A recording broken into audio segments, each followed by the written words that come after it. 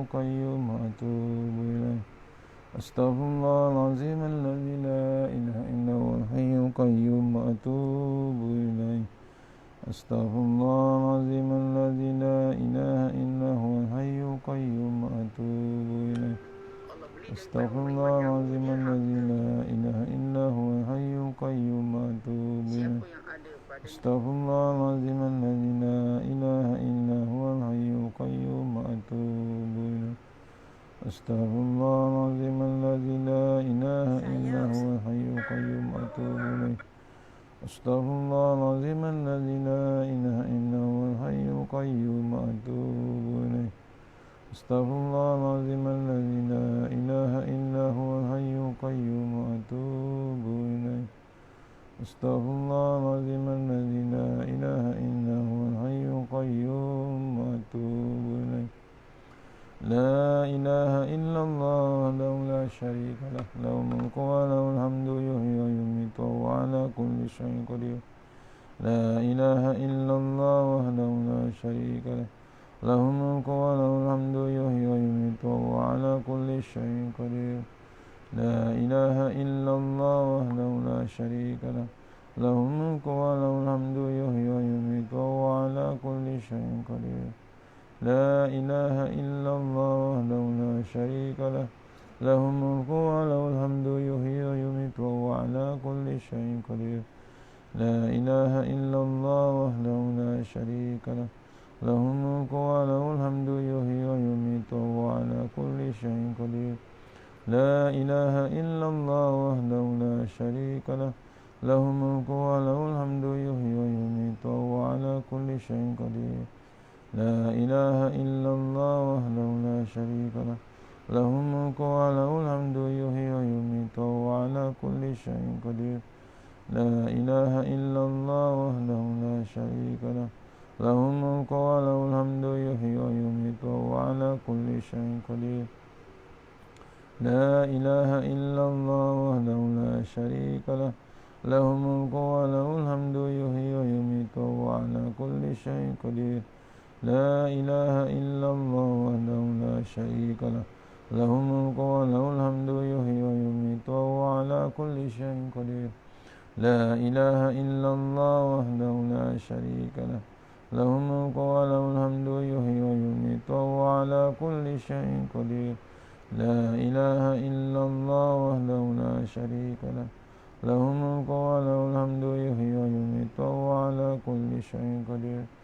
لا إله إلا الله وحده لا شريك له، له الملك وله الحمد يحيي ويميت وهو على كل شيء قدير. لا إله إلا الله وحده لا شريك له، له الملك وله الحمد يحيي ويميت وهو على كل شيء قدير. لا إله إلا الله وحده لا شريك له، له الملك وله الحمد يحيي ويميت وهو على كل شيء قدير. اللهم أجرنا من النار، اللهم أجرنا من النار، اللهم أجرنا من النار، اللهم أجرنا من النار، اللهم أجرنا من النار، اللهم أجرنا من النار. اللهم أنت السلام منك السلام وإليك يرجع السلام. بحينا ربنا بالسلام وأدخلنا الجنة دار السلام. تباركت ربنا وتعاليت يا ذا الجلال والإكرام. أعوذ بالله من الشيطان الرجيم. بسم الله الرحمن الرحيم. الحمد لله رب العالمين الرحمن الرحيم مالك يوم الدين. إياك نعبد وإياك نستعين الصراط المستقيم صراط الذين أنعمت عليهم غير المغضوب عليهم ولا الضالين آمين. الله لا إله إلا هو الحي القيوم لا تأخذه سنة ولا نوم، له ما في السماوات وما في الأرض. من ذا الذي يشفع عنده إلا بإذنه، يعلم ما بين أيديهم وما خلفهم، ولا يحيطون بشيء من علمه إلا بما شاء. وسع كرسيه السماوات والأرض ولا يؤوده حفظهما وهو العلي العظيم.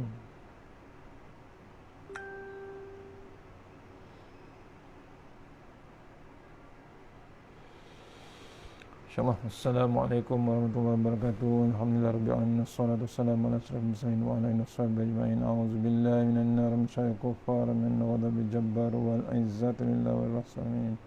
Allahumma ghanina bi halalin haram siwa bismika Allahumma ya daim ya hayyu ya fardu ya witri ya ahad ya samad. Allahumma shalli ala Muhammad wa ala ali Muhammad. Bismillahirrahmanirrahim. Bismillah ma sya'allah la yasbulullah. Bismillah ma sya'allah la yasrifu su'allah. Bismillah ma sya'allah man kana min ni'matin fa min Allah. Bismillah ma sya'allah la ya'ti bil hasanati illallah. Bismillah ma sya'allah la hawla wa la quwwata illa billahil aliyyil azim. Allahumma nas'aluka bi barakati syarifah an tuhmala dunya. Rabbi shrah li sadri wa yassir amri wa hlul min lisani yafqahu qawli. Fa ya ibadallah ittaqullah usikum wa iyaya taqullah. Faqad fazal muttaqun. Allah ta'ala inna hikmataka wa ansur alaina min hazabitika ya arhamar rahimin. Allahumma nas'aluka bi barakati syarifah an tuhmaladnya. Amin ya rabbal alamin. Alhamdulillah, jumpa lagi untuk pengisian subuh surah Al-Qariyah, Taman Salak Jaya, insyaAllah. Mohon sahabat-sahabat Qariyah, surah Taman Al-Qariyah, share untuk sahabat-sahabat di sana, insyaAllah. Kuliah lepas subuh. InsyaAllah kita teruskan kitab Tanbihul Ghafilin. Tak silap saya muka surat 35. InsyaAllah sama-sama kita baca Al-Fatihah. A'udzubillahi minasyaitanir rajim. Bismillahirrahmanirrahim. Alhamdulillahirrahmanirrahim. Iyyaka na'budu wa iyyaka nasta'in. Shiratal mustaqim. Shiratal ladzina an'amta 'alaihim ghairil maghdubi 'alaihim waladdallin.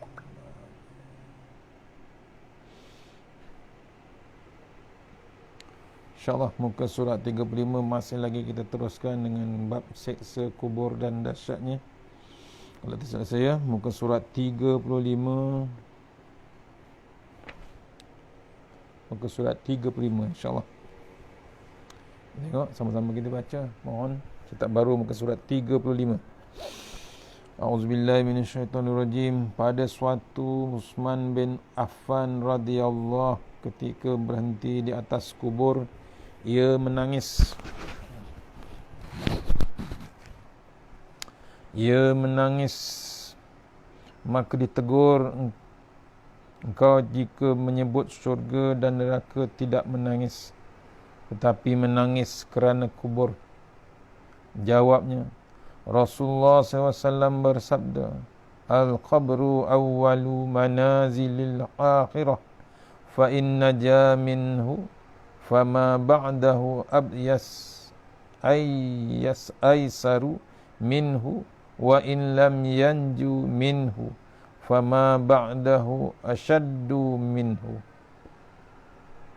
Sabda Rasulullah SAW, kubur itu pertama tempat yang menuju akhirat. Maka bila selamat dalam kubur, maka yang di belakangnya lebih ringan. Dan jika tidak selamat dalam kubur, maka yang di belakangnya lebih berat daripadanya.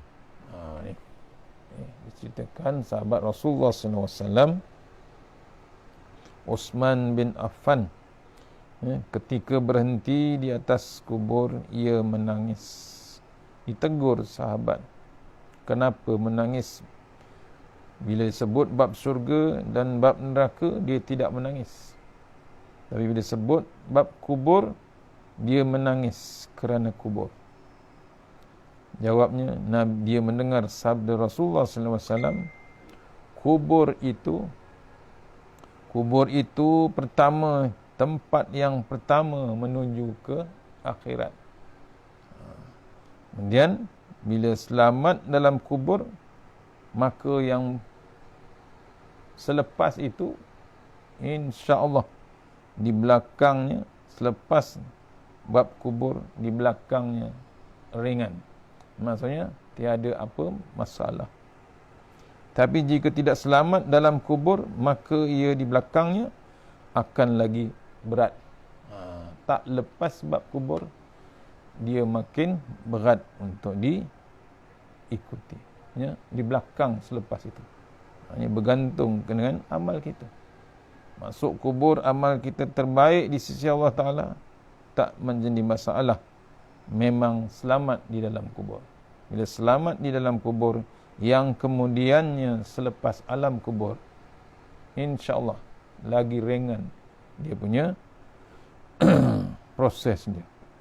Tapi bila masuk kubur masih lagi tidak selamat, selepas alam kubur tu lagi hebat dia punya beratnya, prosesnya akan berlaku pada kita. Abdul Hamid bin Mahmud Al-Mughuli berkata,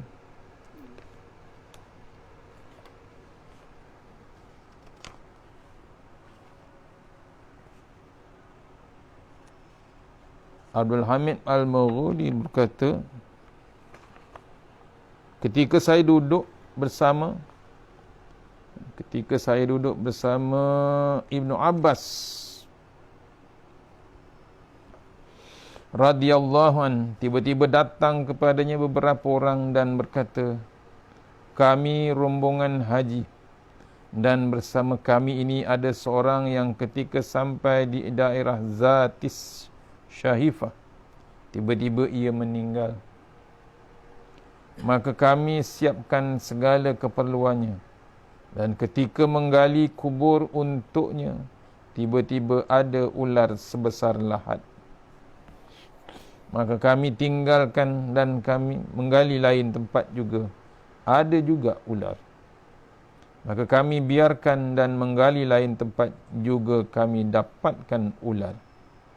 Maka kami biarkan dan kini kami bertanya kepadamu, bagaimanakah harus kami perbuat terhadap mayat itu? Jawab Ibnu Abbas, itu dari amal perbuatannya sendiri. Lebih baik kamu kuburkan saja. Demi Allah, andaikan kamu menggali bumi ini, semua nescaya akan kamu dapatkan ular di dalamnya. Maka mereka kembali dan menguburkan mayat itu di salah satu kubur yang sudah digali. Ketika mereka kembali ke kampungnya, mereka pergi kepada keluarganya untuk mengembalikan barang-barangnya, sambil bertanya kepada isterinya, apakah amal perbuatan yang dilakukan oleh suami? Jawab isterinya, dia biasa menjual gandum dalam karung, lalu dia mengambil sekadar untuk memakanannya sendiri dan menaruh tangkai-tangkai gandum itu di dalam karung seberat apa yang diambilnya itu. Allah. Ini cerita pedagang gandum yang nak ke Mekah, tiba-tiba dalam perjalanan mati dia. Bila mati nak dikuburkan, gali saja kubur ada ular. Cari kubur lain, gali lagi, adanya ular. Ular bukan kecil, ular sebesar liang lahat. Akhirnya dia tanya kepada Ibnu Abbas, macam mana nak kebumikan. Ibnu Abbas kata, itu hasil amal perbuatannya sendiri. Akibat perbuatan yang mati tersebut. Kata Ibnu Abbas, gali mana pun dalam bumi ini, Allah akan tunjukkan juga ular di dalam liang lahat. Pasal apa? Perangai dia selama dia hidup dengan Allah Subhanahu Wa Taala. Allah hantar. Tu. Renung tuan-tuan. Tu. Akhirnya terpaksa kuburkan juga. Mana penggali akan ada jumpa ular. Akhirnya dikuburkan, dah siap. Pedagang-pedagang sahabat tersebut dikembalikan barang-barang tu kepada isteri dia, keluarganya. Sambil dia memulangkan kembali si mati punya barang tersebut, ditanya isterinya, apakah amal perbuatan yang dilakukan oleh suaminya yang mati itu? Jawab isterinya, dia menjual gandum, niaga gandum dalam karung, lalu dia mengambil sekadar untuk makanannya sendiri. Dia ambilnya segenggam, contohnya lah. Dia ambilnya makanan gandum segenggam. Berat gandum yang nak dijual tu digantikan dengan tangkai-tangkai gandum yang kosong.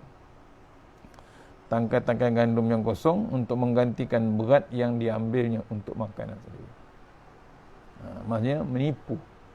Ya, menipu di dalam meniaga atau mengkhianat waktu dalam meniaga. Bayangkan, sikit yang diambil satu hari untuk dia makan, katalah segenggam untuk makan gandum, Allah tunggu dia. Allah hantar ular di dalam liang lahat. Bukan kecil ular tu. Ular sebesar liang lahat. Allah tunggu. Allah Akbar. Bayangkan tuan-tuan meniaga kecil macam tu pun Allah hantar ular sebesar liang lahat. Apalagi berniaga dengan barang tipu, berniaga dengan harga yang Yahudi, kata sekarang ni, meniaga durian contohnya dengan harga Yahudi. Agak-agak dalam kubur besok Allah tunggukan apa tuan-tuan? Cuba renung. Ni tolong siapa-siapa yang berniaga, bila menipu bab niaga, Allah tunggu ular. Yang kecil tu pun Allah hantar ular. Bayangkan kalau menipu dengan berjuta, beribu, ya, bermilion-milion menipu dalam niaga, untung atas angin aja, agak-agak Allah hantar apa agaknya. Contoh dalil yang diceritakan dalam kitab ni, maknanya nak mengingatkan kita jangan sampai kita lupa waktu kita berniaga. Ya, kita berniaga kadang-kadang lupa dengan bab perniagaan kita, lupa dengan tujuan berniaga. Ya. Padahal kita ni sepatutnya berniaga dengan Allah Subhanahu Wa Taala. Jadi orang Islam sepatutnya kita berniaga sebenarnya dengan bersama Allah Subhanahu Wa Taala.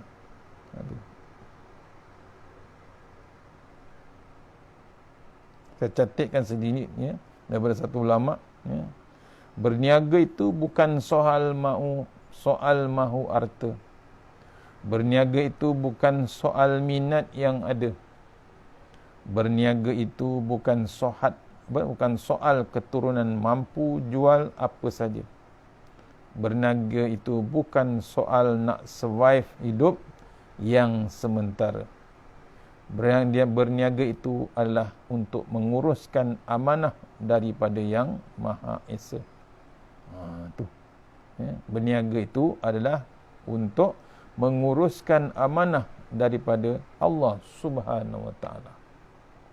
Amanah masa, amanah tenaga, amanah harta. Salah satu, salah urus amanah, kata ulama, hidupmu akan hancur musnah. Semua kita adalah sedang berniaga, kata ulama, iaitu menguruskan amanah daripada Yang Maha Esa. Ada yang untung dapat pahala, ada yang rugi dapat dosa, mengundang pula bala. Bila apa? Tidak jadi bab amanah.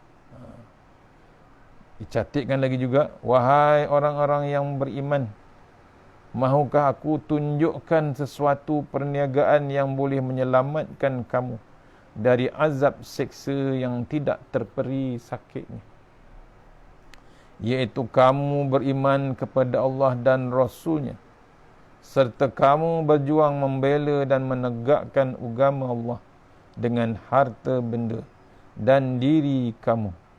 Yang demikian itulah yang lebih baik bagi kamu jika kamu hendak mengetahui hakikat yang sebenarnya.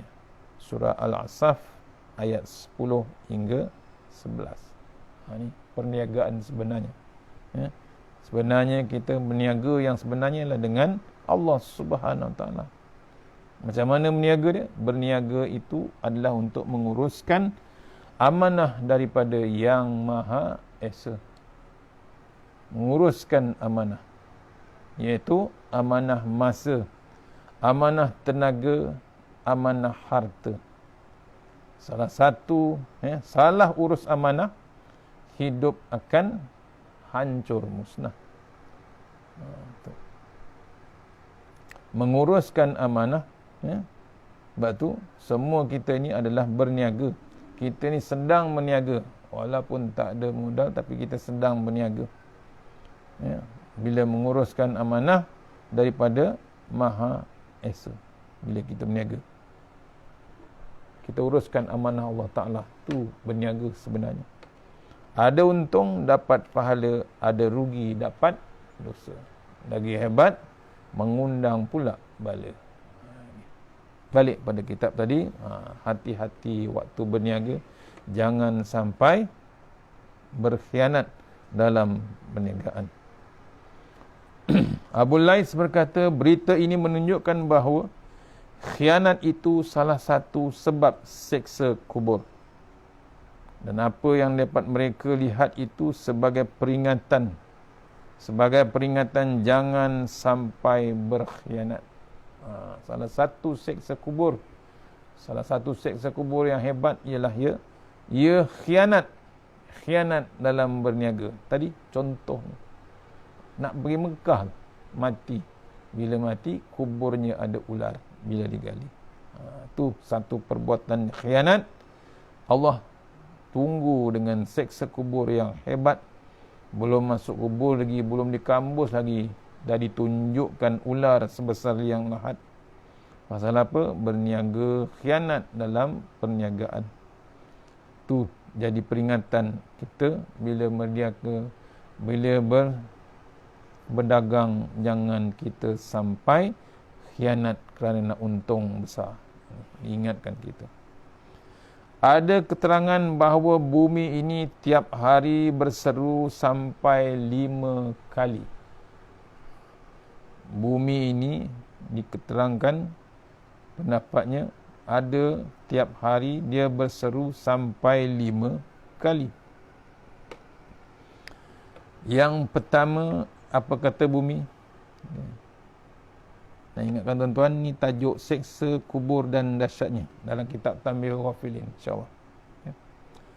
Ya, ada keterangan bahawa bumi ini tiap hari berseru sampai 5 kali. Hai anak Adam. Yang pertama, bumi menyeru. Hai anak Adam, anda berjalan di atas bahuku dan kembalimu di dalam perutku. Tanah atau bumi ni seru kita. Yang pertama, kita ni berjalan di atas bahu dia dan kita akan balik ataupun kembalimu kepada perutku. Maksudnya perut bumi ni. Sebab tu bila jalan atas bumi ni janganlah sombong. Tak kira jalan kaki ke, kereta ke, basikal ke, lori ke, bas ke, jangan terasa hebat. Terasa hebat, terasa atas sangat kita ni, terasa gagah sangat kita di atas muka bumi Allah Subhanahu Wa Taala. Cukup masa Allah panggil, masuk balik ke dalam tanah. Pasal kita asal daripada tanah. Sebab tu dia kata masuk dalam perutku. Masuk balik ke dalam tanah. Tu. Sebab tu jangan sombong kita terhadap Allah Subhanahu Wa Taala. Yang kedua, bumi menyeru, hai anak Adam, anda makan berbagai macam di atas punggungku dan anda akan dimakan ulat di dalam perutku. Tu memang realiti, memang tak boleh elak. Kita ditunggu ulat, cacing dan macam-macam di dalam tanah. Sebab tu bila kita makan tu, kita kena ingat kita pun akan dimakan besok di dalam tanah. Sedap kita makan di atas bumi. Macam-macam makanan kita boleh order online, terus makan. Kita terlupa kita pun akan dimakan besok di dalam tanah. Ni di dalam perut bumi. Dimakan siapa? Dimakan ulat, cacing dan macam-macam. Yang ketiga, bumi menyeru, hai anak Adam, anda tertawa di atas punggungku dan akan menangis di dalam perutku. Nak ingatkan kita. Kita ni kadang-kadang sonok sangat di atas bumi. Happy yang amat sangat.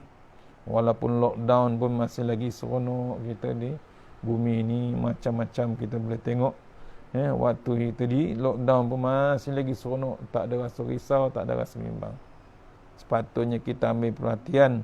Sepatutnya kita ambil teladan daripada Nabi Yusuf. Nabi Yusuf yang dikurung dalam penjara bertahun-tahun di lockdown dalam penjara. Nabi Yunus masuk dalam perut ikan pun dipanggil lockdown dalam perut ikan berpuluh hari. 40 hari dalam perut ikan, bukan dalam rumah. Lockdown betul. Tapi masa-masa dalam lockdown tu, Nabi Yusuf, Nabi Yunus terus dengan Allah Subhanahu Wa Taala sampai makbul, akhirnya keluar daripada perut ikan Nabi Yunus. Akhirnya Nabi Yusuf pun keluar daripada penjara dan menjadi hebat selepas itu. Nampak? Maksudnya kita ni sekarang diuji dalam lockdown ataupun dalam COVID-19. Maksudnya kita dalam kegelapan sebenarnya. Allah nak uji kita sedikit. Kalau kita berjaya dalam ujian ni, alhamdulillah, Allah akan bagi sesuatu sebenarnya. Tapi kita masih lagi terus dengan perangai lama, masih lagi terus dengan seronok dengan bab dunia. Kata ulama, kemungkinan ada lagi ujian yang lagi hebat yang akan datang menguji kita. Belum sampai lagi bab Dajjal, belum sampai lagi bab zaman Imam Mahdi ke apa, belum lagi. Ini baru zaman ujian COVID-19. Maknanya kita diingatkan sayangnya Allah Ta'ala kepada kita, ya, baliklah kepada kitab Allah Ta'ala, baliklah kepada Rasulullah, dan yang paling hebat, baliklah bersama Allah Subhanahu Wa Ta'ala. Yang keempat, bumi menyeru, hai anak Adam, anda bergembira di atas punggungku dan akan berduka di dalam perutku. Sebab tu jangan seronok sangat, jangan gembira sangat, dibimbangi menangis tadi ataupun berduka cita kita dalam kubur. Baru kita dah masuk kubur, baru sesal yang tak sudah. Kenapa aku tak bersedekah? Aku duit banyak tapi aku sayang duitku, tak nak infak sedikit, RM1 pun tak nak infak. Baru sesal tak sudah. Bila dalam tanah, bau kita bau sesal yang amat sudah. Menangis air mata darah pun tak jadi. Baru teringat, sepatutnya aku sembahyang sunat dulu, aku tak buat. Allah bagi aku badan sihat, sepatutnya aku sembahyang sunat fajar, sembahyang sunat duha, sembahyang sunat ba'diyah, sembahyang sunat qabliyah, aku tak buat. Waktu bila?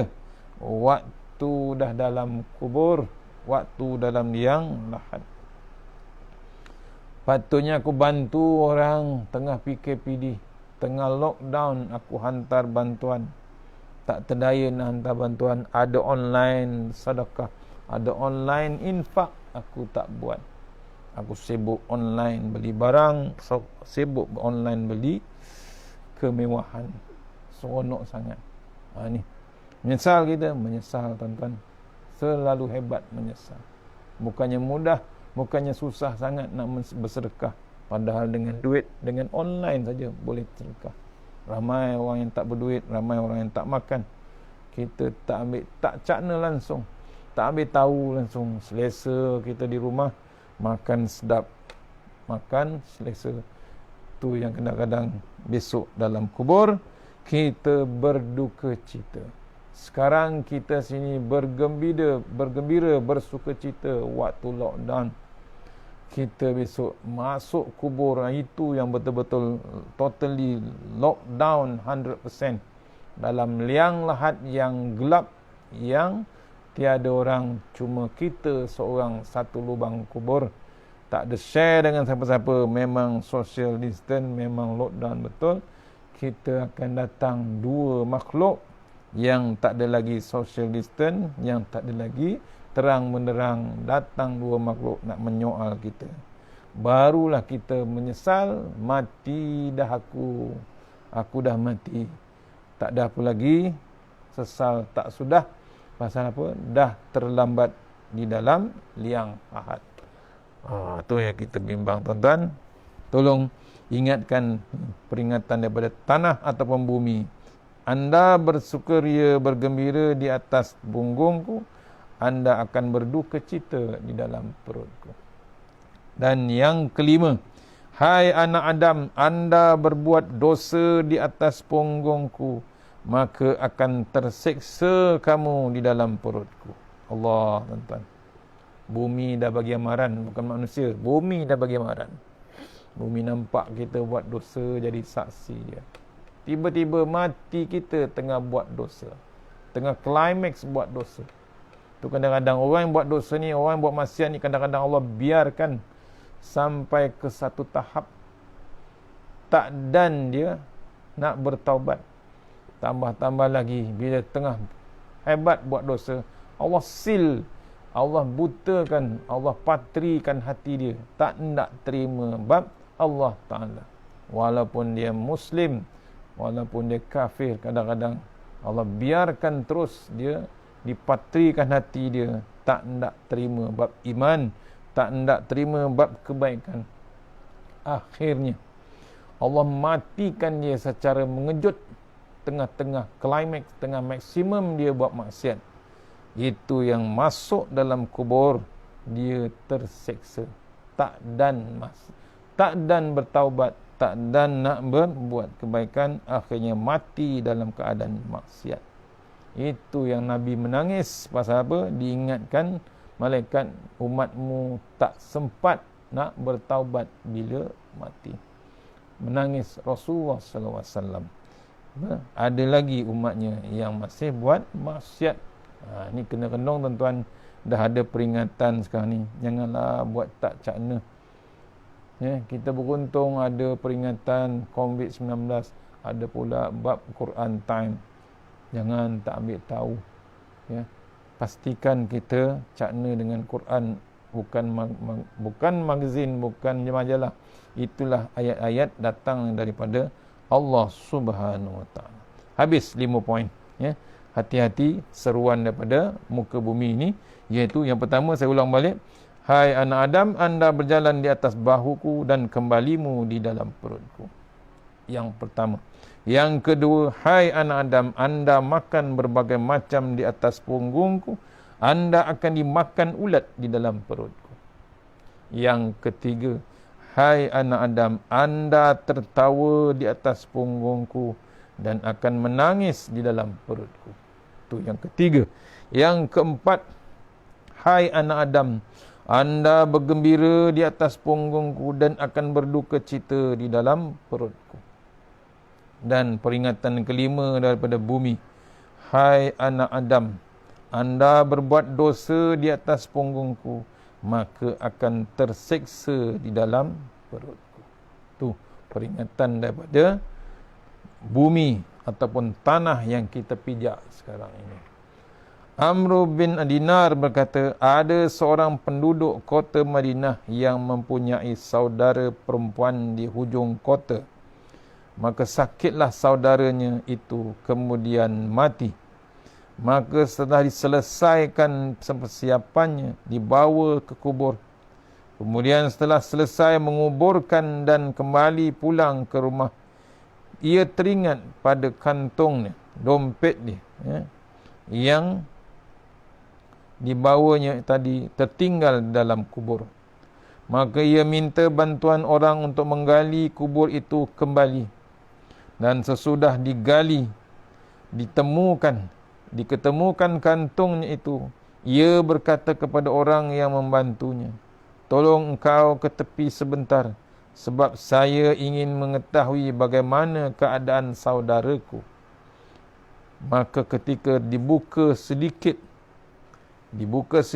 tiba-tiba dilihat kuburnya menyala api. Maka segera ia meratakan kubur itu dan kembali kepada ibunya. Ia bertanya, bagaimanakah keadaan perbuatan saudaraku dahulu itu?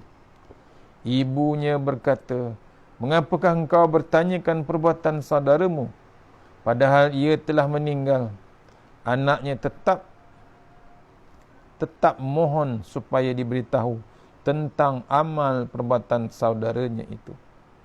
Kemudian diberitahukan bahawa saudaranya itu selalu mengakhirkan sembahyang dari waktunya, juga cuai dalam kesucian, dan di waktu malam sering mengintai rumah-rumah jiran tetangga untuk mendengar perbicaraan mereka, kemudian diberitakan kepada orang lain sehingga mengadu-ngadu di antara mereka. Dan itulah sebabnya turunnya seksa kubur. Kerana itu, siapa yang ingin selamat dari seksa kubur, hendaknya menjauhkan diri daripada sifat namimah ataupun adu-adu, yakni mengadu domba di antara tetangga dan lain orang, supaya selamat dari seksa kubur dan sudah mudah baginya menjawab pertanyaan malaikat Munkar dan Nakir. Ini satu lagi cerita yang dikesannya akibat perbuatannya akhirnya menjadi salah satu seksa kubur yang hebat juga, iaitu saudara, cerita Amru bin Dinar, menceritakan seorang penduduk di kota Madinah yang mempunyai saudara perempuan yang sakit, akhirnya dikebumikan. Bila kematian dia, waktu dikebumikan, tertinggal kantung ataupun dompet dia, dompet wang dia ataupun dia punya cungkai, dia punya bungkus wang dia, patah balik ke kubur. Digali kubur tersebut, sambil menggali itu ditonton, dia menengok sekejap kubur saudara ni tadi. Bila dibuka sikit saja, menyala-nyala api dalam kubur. Api sedang menyala-nyala. Takkan ada orang pasang unggun, takkan ada orang pasang pelita dalam kubur. Akhirnya ditutup balik, ditanya kepada ibu saudaranya, apa amalan anak saudaranya itu. Akhirnya diceritakan perangai sebenar anak saudaranya yang mati tersebut, sampai menyala-nyala seksaan, menyala-nyala api dalam kuburnya. Antaranya diceritakan ibunya ialah dia selalu, anak saudaranya itu selalu mengakhirkan sembahyang pada waktunya. Maksudnya dia di waktunya, suka sembahyang last minute, sembahyang akhir-akhir waktu. Allah tunggu dengan api yang menyala, tuan-tuan. Suka lewat-lewatkan solat. Janganlah. Kalau maghrib tu, jangan biarkan sembahyang maghrib tu. Kata Tuan Guru Datuk Ismail Gamus, maghribnya waktu tu tak sampai setengah jam. Azan tu kepada isyak, sampainya isyak tu tak banyak sebenarnya. Waktu yang paling afdalnya 15 minit awal tu. Itulah waktu afdal, waktu maghrib. Kita kadang-kadang melewat-lewatkan. Antara yang terasa lalunya bila berbuka puasa, lewat amat sangat kita. Makan buka puasa terlalu lama, akhirnya maghrib tergadai sampai setengah jam. Sebenarnya waktu maghrib tu dah nak hampir habis sebenarnya. Kan fardu tu bila kita lewatkan jadi dosa. Ni, orang yang ni diseksa dalam kubur, menyala-nyala dalam liang lahat. Rupanya dia suka akhirkan solatnya, dilewat-lewatkan solatnya di hujung-hujungnya. Janganlah. Ini cerita mengenai di Madinah, zaman dulu, orang yang suka melewat-lewatkan solat, akhirnya ditunggu api ataupun dibakar dengan api menyala-nyala. Bukan ditunggu, masuk je kubur, ditengok kuburnya sebentar, tengok ada api sedang menyala, membakar kemungkinan dalam kubur itu. Seksa yang paling dahsyat, berasap-asap dalam nyaman. Pasal apa? Bukan buat maksiat, cuma akhirkan solat. Solat tapi suka last minute, selalu last hujung-hujung sembahyang. Tolong jaga. Kita yang tak bergerak sekarang, lockdown, masih lagi PKPD, takkan sembahyang last minute, tuan-tuan. Kalau boleh sembahyang waktu tepat pada waktunya. Pasal kita ada petunjuk, dah ada waktu TV, ada waktu ditunjukkan oleh Jabatan Agama, semua cukup. Waktu-waktu solat yang tepat dah dikira dah. Takkan kita nak lewatkan bab solat. Kena-kena kita. Yang kedua perbuatannya apa dia? Cuai dalam kesucian. Ni pun satu juga. Tak jaga bab istinja, tak jaga bab kebersihan.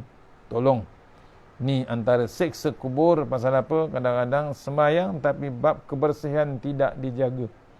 Bab buang air kecil, buang air besar, bab pergi ke tandas pun tak dijaga bab kebersihan. Akhirnya sembahyang, rupanya sembahyang tak jadi. Pasal apa?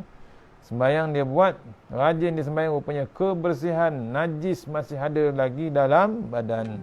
Tak jaga bab kesucian waktu nak menghadap Allah Subhanahu Wa Taala. Tolong jaga kesucian tangga, jaga bab kebersihan waktu nak menghadap Allah Subhanahu Wa Taala. Bukan dengan Allah Taala saja, waktu semua suruh. Sebab tu kena jaga senantiasa kesucian kita. Dan satu lagi perangai ni yang menjadi seksa kubur ialah waktu malam sering mengintai rumah-rumah jiran. Ni tak ada kerja lah. Ya, tak ada kerja. Macam zaman sekarang lah, orang suka bawa mikrofon, ambil kamera, pergi cerita, pergi temu ramai orang ni, lepas tu pergi lempar, pergi sebarkan dalam TV, dalam handphone, dalam WhatsApp, dalam tu. Disebarkan aib orang itu, disebarkan fitnah orang itu. Akhirnya menjadi tersebar luas. Sekarang lagi mudah. Dulu tak ada internet. Sekarang lagi hebat dengan multimedia. Cukup sekali share je dalam satu grup WhatsApp dah ada 200. Dalam Telegram, bayangkan masuk dalam Facebook, masukkan dalam Instagram, beribu-ribu manusia melihat aib orang yang disebarkan. Ni kena renung tuan-tuan. Jangan suka-suka, jangan seronok-seronok. Ni ya, dia suka mengintai rumah jiran, dengar cerita, kemudian didombakan, disebarkan. Akhirnya Allah tunggukan dia dengan api-api yang menyala. Sebab tu dinasihatkan kita, jauhilah daripada sifat namimah ataupun adu-adu ataupun mengadu domba di antara jiran, tetangga dan yang lain. Untuk apa? Untuk selamat kita dalam kubur daripada seksa kubur dan memudahkan kita menjawab pertanyaan malaikat Munkar dan Nakir. Al-Bara' bin Azib radhiyallahu anhu berkata, Nabi SAW bersabda, "Iza su'ilal muslimu fil qabri fayashhadu an la ilaha illallah wa anna Muhammadan abduhu wa rasuluh fazalika qawluhu ta'ala Yusabbitullahu allazina amanu bil qawlis sabiti fil hayatid dunya wa fil akhirah." Seorang Muslim, Rasulullah SAW bersabda, seorang Muslim jika ditanya dalam kubur, maka ia langsung membaca asyhadu an la ilaha illallah wa anna Muhammadan abduhu wa rasuluh. Maka itulah yang tersebut dalam firman Allah. Allah menetapkan orang-orang yang beriman dengan kalimat yang teguh di mana hidup di dunia dan di akhirat. Itulah kalimat la ilaha illallah Muhammadur Rasulullah. Tu tak boleh tinggal, tuan-tuan. Tu antaranya bab dalam kubur. Nabi dah pesan, ya, bila seorang Muslim ditanya dalam kubur, ia terus langsung membaca kalimah, ya, kalimah Allah, iaitu asyhadu an la ilaha illallah wa anna Muhammadar Rasul. Maka itulah tersebut dalam firman Allah Ta'ala. Allah tetapkan orang yang beriman dengan kalimat yang teguh di mana hidup di dunia dan di akhirat. Satu je kalimat, iaitu la ilaha illallah Muhammadar Rasulullah. Itu yang kita kena ingat untuk tetapkan diri kita. Sikit lagi. Dan ketetapan itu terjadi 3 masa. Di dalam kitab ni ditulis ketetapan satu benda tu disenaraikan dalam 3 masa, iaitu ketika melihat malakul maut.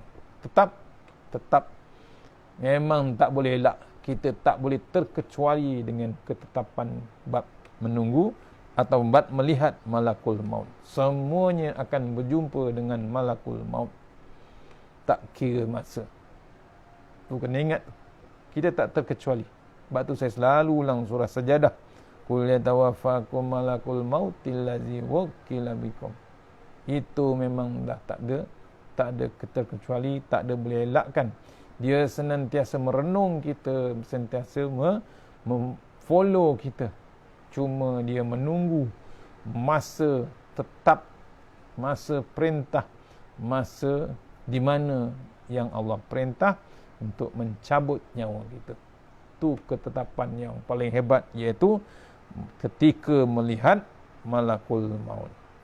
Yang kedua, ketika menghadapi pertanyaan mungkar dan nakir. Allah, tuan-tuan, memang tak boleh elak, memang tak terkecuali, semuanya akan disoal. Hebat macam mana pangkat kita, macam mana kita punya harta, macam mana kedudukan kita, status kita waktu dunia yang terlampau tinggi ataupun yang miskin, yang fakir, tak terkecuali untuk menghadapi pertanyaan mungkar dan nakir. Dan akhir sekali, ketetapan yang tak boleh dielak, iaitu ketika menghadapi hisab di hari kiamat. Itu memang tak boleh elak. Hari kira-kira, hari matematik, orang putih panggil judgment day. Allah, memang tak boleh elak. Pasti kita akan berjumpa, dah ditetapkan. InsyaAllah, takat tukut pagi ni untuk surau Al-Khariyah, Taman Salak Jaya. Mudah-mudahan pengisian pagi ni dapat kita ingatkan diri kita, jangan kita mudah lupa, jangan kita selalu lupa. Bimbangkan satu lagi alam yang akan dijumpai, yang akan dilalui setiap manusia, setiap mukmin, setiap yang tak mukmin pun akan melalui, iaitu seksa kubur dan dahsyatnya. Yang terbaik semuanya datang daripada Allah Subhanahu Wa Taala. Yang lemah daripada saya sendiri, saya mohon tuan-tuan doakan kami sekeluarga yang ada di Bangi dan ada di Turki yang sedang belajar. Mohon insya-Allah seorang dah balik dalam perjalanan insya-Allah. Yang dua lagi sedang dalam peperiksaan. Mohon tolong doakan di tahun akhir insya-Allah. Kita sudahi surah Al-Fatihah. Auzubillahi minasyaitonir. Bismillahirrahmanirrahim.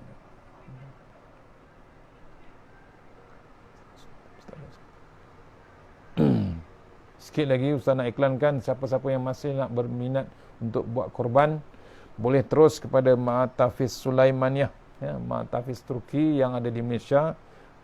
Sedang mentarget untuk buat korban 170 ekor tahun ni. Ma'atafiz bukan ke mana, bukan untuk dijual. Sebenarnya daging korban ni untuk makanan budak-budak pelajar-pelajar tahfiz Ma'atafiz Sulaimaniyah, untuk setahun punya projek, dia punya bekalan. Dia tak beli daging di luar, cuma dia gunakan daging yang disebut dengan takbir dengan nama Allah Ta'ala. Mudah-mudahan tuan-tuan, siapa yang berminat untuk satu bahagian 700 di dalam negeri, 700 di luar negeri. Cawangan tahfiz ini juga ada 10,000 cawangan di luar negeri, di Kemboja, di Indonesia, di Thailand, di Singapura, di Brunei, semuanya ada. Siapa yang minat di luar negeri, satu bahagian 450, di dalam negeri 700 seekor, 4,900 insyaAllah. Siapa yang minat boleh melalui Ustaz, boleh kontak Ustaz, mesej di Facebook ataupun mesej di WhatsApp insyaAllah. Nombor saya 0116819176 insyaAllah. Boleh kontak Ustaz untuk teruskan buat korban. Jangan lepas peluang.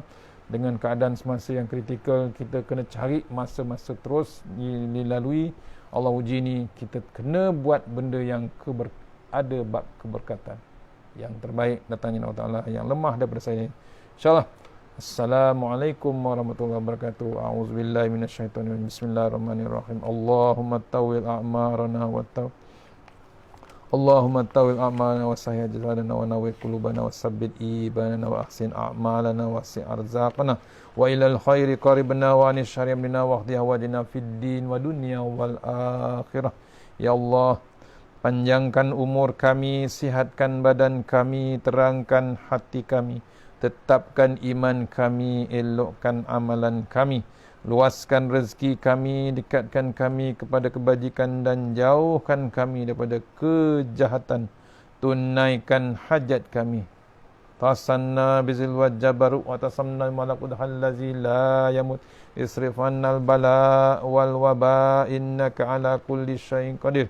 A'udzu billahi minan nar min syarril kuffar min ghadabil jabbar wal izzatu lillahi wa rasulih. Allahumma ghnina bi halalin an haramin min siwa bismika Allahumma ya daim ya hayyu ya fardu ya witr ya ahad ya samad. Allahumma shalli ala Muhammad wa ala ali Muhammad. Subhanallahil aliyil dayyan, subhanallah syadidil arkan, subhana ma yazhabu bil laili wa ya'ti bin nahar, subhana man la yushaghiluhu sya'nu an sya'an, subhanallahil hannani mannan, subhanallahil musabbahi fi kulli makan. Bismillahirrahmanirrahim. Bismillahi khairil asma. Bismillahillazi la yadurru ma asmi azza. Bismillahil kafi. Bismillahil muafi. Bismillahillazi la yadurru ma asmihi syai'un fil ard wa la fis sama' wa huwas samiul alim. Bismillahi ala nafsi wa dini. Bismillahi ala ali wa mali. Bismillahi ala kulli syai'in a'tani rabbi. Allahu akbar, Allahu akbar, Allahu akbar. Allahu rabbi la usyriku bihi syai'an nazajjaruka wa jalla tanaruka wa taqaddasat asma'uka wa la ilaha ghairuk. Allahumma inna a'udzubika min syarri kulli jabbarin anid wa a'udzubika min syarri kulli syaitanin marid wa min syarri qada'is su wa min syarri kulli dabbah anta akhizun binasiyatiha. Inna rabbi ala siratim mustaqim. Bismillahirrahmanirrahim. Bismillahi masyaallah la yasuqu ya Allah. Bismillahi masyaallah la yasrifu suwa ya Allah. Bismillahi masyaallah man kana min ni'matin fa min Allah. Bismillahi masyaallah la ya'ti bil hasanati illa Allah. Bismillahi masyaallah la haula wala quwata illa billahil aliyyil azim. Bismillahirrahmanirrahim. Allahumma anta rabbi la ilaha illa anta khalaqtani wa ala hadika wa adika mastata'tu. A'udzubika min syarri ma sana'tu wa laka bi ni'matika alayya wa bi dzambi faghfirli fa innahu dzunuba illa anta. Laqad ja'akum rasulun min anfusikum azizun 'alaihi ma anittum harisun 'alaikum bil mu'minina raufur rahim. Fa in tawallaw faqul hasbiyallahu la ilaha illa huwa tawakkaltu rabbul arsyil azim. Wa may yattaqillaha yaj'al lahu makhraja wa yarzuqhu min haitsu la yahtasib. Wa may yatawakkal 'alallahi fa huwa hasbuh. Innallaha balighu qad ja'ala Allahu likulli syai'in qadra. Bismillahilladzi la yadurru ma ismihi syai'un fil ardi wa la fis samaa'i wa huwas samiul 'alim. Hasbunallahu wa ni'mal wakil, ni'mal maulana wa ni'man nasir. Wa la haula wa la quwata illa billahil aliyyil azim. Hasbunallah wa ni'mal wakil, ni'mal maulana wa ni'man nasir. Wa la hawla wa la quwata illa billahil aliyyil azim.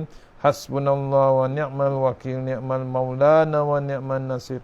Wa la hawla wa la quwata illa billahil aliyyil azim. Hasbiyallahu la ilaha illa huwa tawakkaltu rabbul arsyil azim. A'udzu bikalimatillahi tammati min syarri ma khalaq. Fallahu khairun hafizur arhamur rahimin.